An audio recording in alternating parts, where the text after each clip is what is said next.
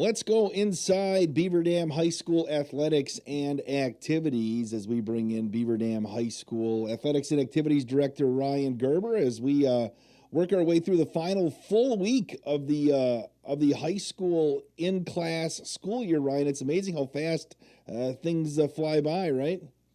Yeah, it's like we just started the year, and these seasons seem to go quicker and quicker every year.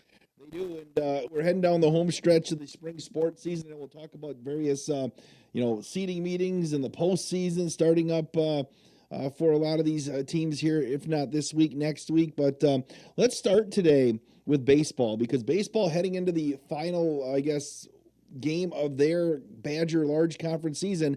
Nate Wilkie's squad, who was picked middle of the pack, still has a path to grab a share of the conference championship.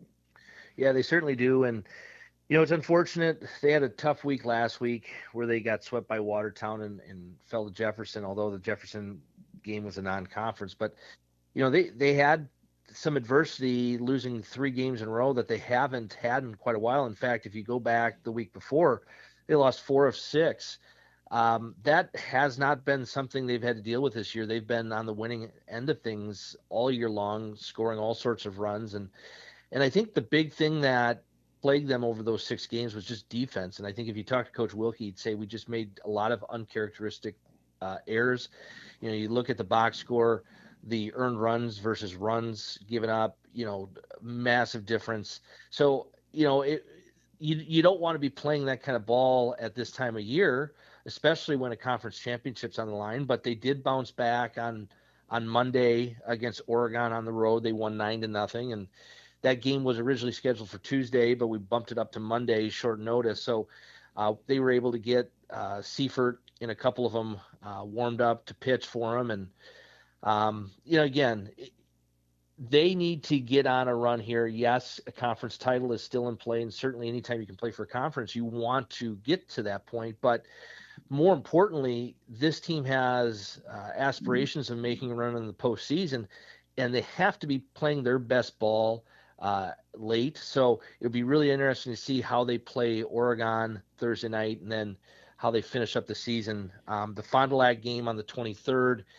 That's going to be a cancellation, actually. We just found out the other day with all the rain that everyone's getting across the state. Fond du Lac had to schedule a conference game on that day. So the 23rd for baseball actually comes off. We're trying to find a replacement. We've reached out to a couple schools and just haven't heard anything. Unfortunately, this latest rain storm covers pretty much all of southern Wisconsin, so everybody's trying to reschedule. So we'll see what we can do. But I think with Coach Wilkie's team, they could use some extra reps, they could use some extra practice to just clean some stuff up and get things right for the postseason run. One of those things too. Obviously, if Mother Nature and everything gets clears up a little bit tonight, that Watertown and Milton, they have it on the schedule to play tonight. So, say if Watertown knocks off Milton tonight, Beavers will know that they'll be playing for a share tomorrow, and so hopefully they get that in. Otherwise, I don't know if I haven't talked to Jamie Kep at all or anything, but I don't know if they try to play 2 tomorrow if Mother Nature doesn't let them play tonight. Yeah, I don't know what they'll do. Jamie is one that likes to wait to see, for sure for canceling things. Obviously, driving up here today, the fields are pretty wet. So it'll determine what the grounds crews are able to get done and when the rain stops. But certainly there aren't a lot of times where if you're a Beaver Dam fan, you're rooting for Watertown, but certainly now is one of those opportunities. So again, we'll see what happens tomorrow. We want you to pack the ballpark tomorrow, but if you can't make it, we will have that game on 1430 ESPN Beaver Dam and Daily Dodge TV. And you always like just having a chance, right? And that's what they do. They have a chance going into the last game of the regular season for the conference. As long as you have a ticket to the dance, you're good. So get yourself there. And you said seedings for the baseball playoffs are Friday, so that'll shake out Friday and into this holiday weekend. Yeah. So the seed meetings little different than what everybody's accustomed to from the football disaster and discussion that happened over the fall, where it's all computer seeding. Baseball and softball, soccer. They're all in person still, old school. Coaches are able to discuss. We are going to be sent east. We're going to be in with a lot of North Shore teams. So it'll be interesting to see how much respect they have, not only for what this team has accomplished this year, but also how much respect they have for the Badger Conference. It'd be really, um, it's naive to say that you just go in based on your merits and get seated accordingly. I mean, that's how it's supposed to work. But unfortunately, sometimes those seed meetings are pretty political. So we'll see what happens with baseball. I know they'd like to get a couple more wins. Yes, that would help them in the conference race, but even from a record standpoint, going into that seed meeting, for Wilkie to be able to kind of argue their seed, a couple more wins would certainly help. So we have that going on there, and also tomorrow at on the complex, it is going to be kind of a three-team doubleheader for Beaver Dam from a game that got pushed back because of the rain yesterday. Golden Beavers trying to play spoiler for Watertown's softball team as they look to win at least a share of the conference championship. So they'll play Watertown at 4, and then Baraboo's coming to town. The originally scheduled game at will be played after the Beaver Dam Watertown game. So it's a three-team doubleheader, which sometimes you see in baseball. You know, if you need a playoff in the major leagues before the regular season comes for tiebreakers, but don't see those very often, do you? Yeah, so that one also is going to be a casualty, Wade. Breaking news here. I don't know if you got some sound effects for that. But Baraboo has decided that they're not going to be coming down for a couple different reasons. So it'll just be Watertown. Now, we are trying to find a game for that 5:30. There's a bunch of teams looking for games. So if we can find another team to play in that later slot, we'll continue with the original format. Right now, we're still planning to play Watertown at 4 o'clock, regardless, just to keep the schedule on. But yeah, unfortunately, the all with the weather and everything that's happened has really thrown a lot of our plans out the window a little bit. But yeah, as you mentioned, get to play spoiler against Watertown, and keep in mind that the first time these two teams played, it was really tight. It was a 3-0 game over at Watertown. Watertown's been ranked highly this year, and they have just about everybody back from a team that we played in the sectional final last year. So they came in with a lot of pedigree, but also high expectations, and I was really pleased by how well we played. I think we gave up one earned run against them, and they were able to get two on some throwing errors on the infield. So again, getting them at home late in the year, opportunity to play spoiler. I really like that opportunity for our kids. And we're talking as we talk on Wednesday morning the softball seating for Division One. They already have the brackets out for divisions 2, 3, 4, and 5, but that's on Wednesday as Wednesday night as well. They'll break down and have the brackets probably tonight or early tomorrow on the WIA website. Yeah, same thing with softball as I talked about baseball. We're actually going kind of northeast in our sectional, so we'll see a bunch of Fox Valley schools and North Shore schools. Beaver Dam is just in a unique location where, if you're a DeForest or a Wanakee, if you're a Fort Atkinson, you're in your sectional with a lot of Badger Conference schools. Because we're so far northeast from the rest of our conference, we get jettisoned in different directions. So I know Coach Hines has got probably a binder of research that he's probably worked out, and he's I know just talking to him the last week or so, he's been working on the things that he's going to argue for his team. This is a team that's 14-9. Their record isn't anything to write home about necessarily, but if you look at the teams they've played, they have played a very tough schedule. And frankly, when you compare what we've done against the North Shore schools, a lot of the schools that are going to be in our sectional, we've beaten them all. So I think Coach Hines has a really strong argument for a good seed. Are we a 1 or 2? Probably not, but I think if you can slot in somewhere behind that in the upper half, I think that gives us a shot not only to go far in the playoffs, but even to host. Which will be awesome. And the plan is for baseball and softball, as long as the facilities will have us, to carry both teams on Daily Dodge TV and ESPN Beaver Dam all the way through. Hopefully, a sectional final. A chance to go to state, Ryan. So that'll be a fun run here for all these squads. It's been fun the last 2 years to make an annual pilgrimage up to Oshkosh for both baseball and softball to play in those sectional games. They have a nice facility up there, and it just shows that those two programs have been very strong for us the last couple of years, and that's a tradition we want to continue to have here at Beaver Dam. Mike Price's Beaver Dam High School track and field team had to wait a couple extra days to get the the conference meet in. That's down at Watertown. The weather didn't cooperate yesterday, so they pushed it to Thursday, Ryan. And, I think Coach Price has seen his team be competitive and, and be right near the top of a lot of the meets involving Badger schools this year. So they look to have a strong showing on Thursday at Watertown, don't they? Yeah, it's been a year of transition for the track program, going from Coach Helgamo, who's had the program a couple different times, to Coach Price. The one thing that is really noticeable with Coach Price is how aggressive he's been, not only in scheduling, but also in their approach to coaching this year's group, and it's really paying off. I'm excited to see how they do at the conference tournament.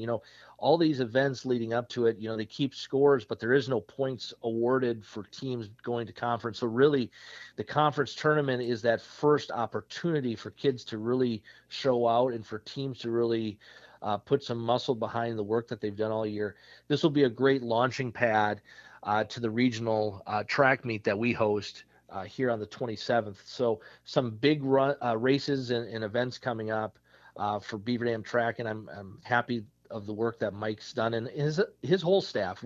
He really turned over a lot of his staff. There's only a few people from the previous staff that are back. So they've done some great work. There's been PRs all over the place. Obviously, Lucy Gonzalez has been a star this year, breaking the school record in the 300 hurdles a couple different times this year. So excited to see what they can do against some pretty good competition. Yeah, well, so that'll be fun to watch tomorrow. Again, that gets going about 4 o'clock. Watertown's not that far of a drive if you want to go back and watch some of that. And then it's exciting to host the regionals here because that's a pretty quick turn for track. Right, regionals are on Tuesday, and then sectionals right away on Friday up at Neenah. Yeah, so that's something that Coach Price and I have talked about, even potentially as early as next year, maybe pushing the conference tournament up a week in the schedule just to get some more breathing room between conference and regionals because it is so tight. And I know at the state level, there's a lot of talk about, do we need two qualifying events to the state tournament? Should we just reduce down to one? So I'll be interested to see how that shakes out over the summer and what the track coaches come up with and what the WI comes up with. But you're right, it is a really tight window for qualifying and something that our kids don't do a lot throughout the year. There's a lot more rest built in. So, to me personally, if we're looking at getting the best kids to the state tournament and really showcasing their talents, we should be able to give them the kind of rest that they've had all year. So here's a question. This is for somebody who's been around track but not really 100% sure. So when it comes to the regionals on Tuesday, I don't know if this is you question. I'm talking to Coach Price here to preview the regional on Friday. But how many kids from each event qualify through from a regional to the sectional? Like wrestling, it's so many. Do you know how top four you said? Top four, yep. Mm-hmm. So if you finish in the top four, you get to move on to the sectional. And so if you would go to a sectional, say only event, would that just expand the size of the meets by a lot, wouldn't it, or not? Yeah. So I think I'll put it in a perspective that I'm gonna have a little bit more experience in. Wrestling's looking at doing the same thing, reducing the regional and going right to a qualifying sectional, which is what we did at the COVID year, and it basically doubles the size of your qualifying event, but it's essentially your sectional. I don't know what they're going to do because unlike a sport like wrestling where you have a one-on-one competition, you're running for speed, right? And distance. And so, that's for the track people to kind of figure out, people much smarter and more versed in track than I am. But it is something they've talked about just simply because the time in there is tough. And then, unlike a lot of sports, the spring, especially track, deals with graduation dates and when they run the state tournament. So there are just a lot of things that I think the track folks are looking to clean up and make better for the student athlete and the families, really, the experience, improving that. Have they fixed, I haven't, the golf as well, because I remember when I was in high school, if any individual kid was a golfer and for the boys in the spring golf and they made a run to the postseason, they had to decide, do they golf or do they go to their high school graduation, because it was always the same night at my high school. And that's just things you run into because it's not like a set time for graduation for every school across the state, right? Yeah, and we've had that here with track every year that I've been here, and of course before, where graduation was the same day as the state tournament. And so we put our heads together 2 years ago and said, what can we do right now to make sure that we schedule to try to avoid that as best we can. Certainly, you can't schedule for everything, and it's certainly when you get into the WIA, we don't control their schedule. So we've done what we can to make sure that we open things up for our kids so that they don't have to choose. Because really, you qualify for the state tournament. That's the pinnacle of your athletic career. You should go there. That's where you should be at. But you also have been building for 12 years to walk across that stage and get your graduation diploma. So, like, you shouldn't have to choose between the two. Unfortunately, in many schools, that's something that happens. And, we really try to schedule to avoid that. If in the future we can't do anything about it, and there is that. It's unfortunate. I apologize in advance for future me, but we really, really, really try to avoid that. Inside Beaver Dam High School athletics and activities with Ryan Gerber here on 1430 ESPN Beaver Dam. Let's shift our attention to girls soccer right now. Brandy Paredes' squad went on the road to Cambridge and got a victory to kind of get back on the right side of the results here this past week. And hopefully that can build some momentum as they have a chance here down the stretch to make a little hay as we head into the postseason. Yeah, it was a good win for them to get on the road last week and beat Cambridge. They've been so close throughout all of this year. They've just been knocking on the door, and they've played a lot of teams really tough, but unfortunately they've had some bad luck, whether that's been injuries that have happened throughout the year or, giving up a cheap goal at the end of a period or excuse me, half. So, for them to break through, get that win, a 4-0 win, that was really good. They got a lot of other players in the game as well and starting really to build towards next year. But the weather has kind of affected them here late too. We were supposed to be playing earlier this week. In fact, Tuesday we were supposed to play at Milton to close out the Badger Conference slate. That game got rescheduled to Thursday, so they'll head down to Milton, and that's certainly a winnable game for them. Um, we did have to reschedule the Jefferson match that was scheduled for Thursday. So we put Milton in that spot. We bumped Jefferson back to next week, Thursday. Not only did we have to get our conference game in, but they also had a cancellation they had to reschedule. And then Houston'sford also, which is the last game on the schedule for them, and they've played them the last couple of years. We are working with their athletic department to see if we can find a date to reschedule. With them being in a different division, the playoffs come and go at different times. So we're struggling a little bit to see if we can make something work. But this year as a whole, we've definitely seen growth in the program, and a lot of youngsters have stepped up to play. I think of for instance, Casey Van Pembroke is really come on. Um, is one of them that's helped. Brenna Rhodes has come on, certainly helped. So the future is bright for this program.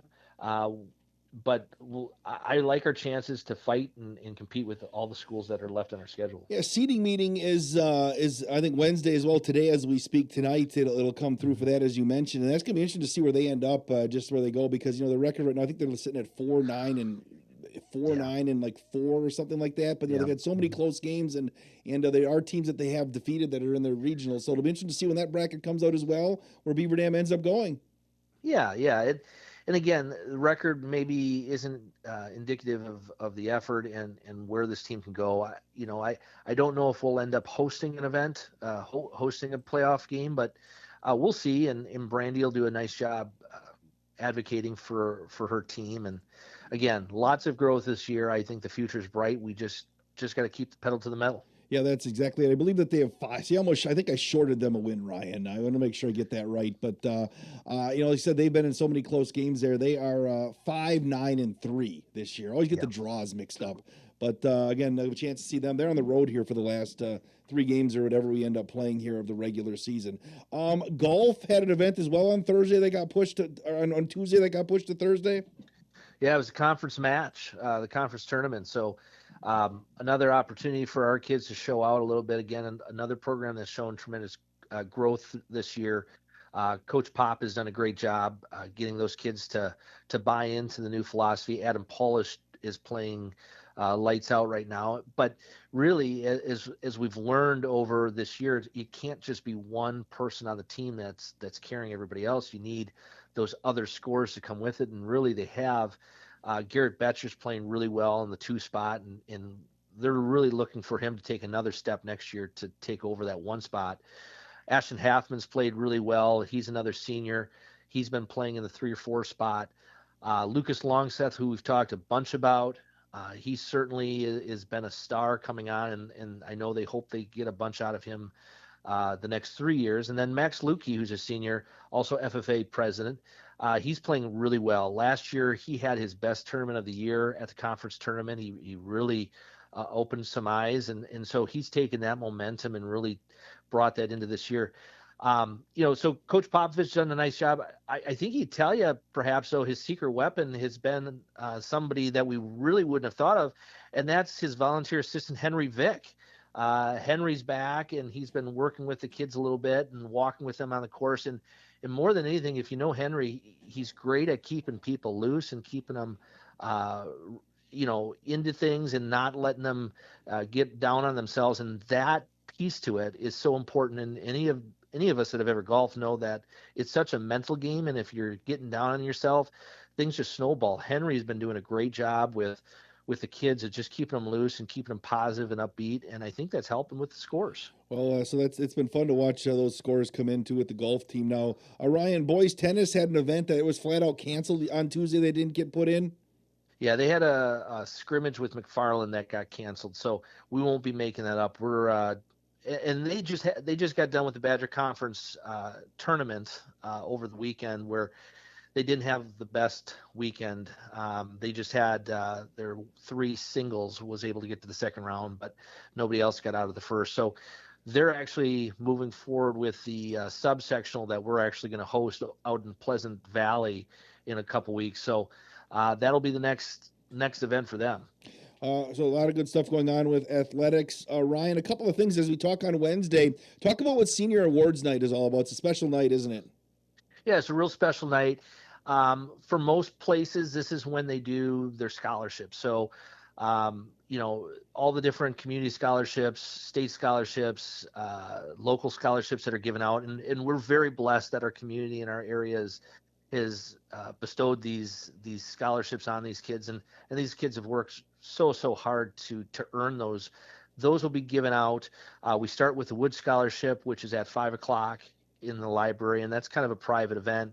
And then at 7:00, we have the much larger event with the senior body.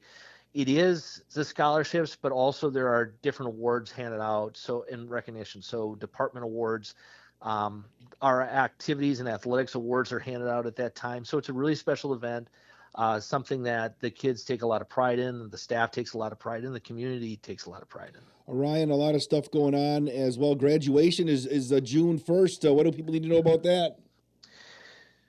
If you want to be there, you have to have a ticket, and tickets are limited. So hopefully if you have a son or daughter who's going to be graduating, hopefully they've gotten the tickets and gotten them to you. Otherwise, the Daily Dodge is going to be streaming that, so you can watch right on YouTube there and follow along with the ceremony as well. Good stuff with that, too. Also wanted to mention you have had the meetings for the kids interested in fall sports and planning on participating, Ryan. So if you're a parent out there listening, your kid should have information and know what's going on in the summer, and at least to give them the initial look of who's going to go out for fall sports. Yeah, a couple things on that. Last week we had our fall sports sign-up meeting, and it actually serves as a code meeting as well. I know there were some kids based on different schedules that couldn't make it, but each one of the students in our high school was emailed the presentation and the sign-up materials. Now, that does not register them for sports. You'll do that next or over the summer in July when we open it up. But this gives our department an idea of what to expect for projections. It gives our coaches an idea of rosters so they can start reaching out about summer opportunities. This also is to get kids thinking about what they need to be ready for the fall, because the biggest thing that is a problem every year are physicals. We are required by the WIA that every kid that practices has to have an active physical. So if you got a physical this year, you need to fill out the alternate year physical card, which is on our website. If you didn't get a physical this year, you're going to need one. And based on how things went the last couple summers, start booking those physicals now, because the doctors are getting filled up quick, and it's putting a lot of people in a pinch. All right, Ryan Gerber, if people have any questions as they head down the home stretch of the year, how do they get in contact with you or Austin Keach?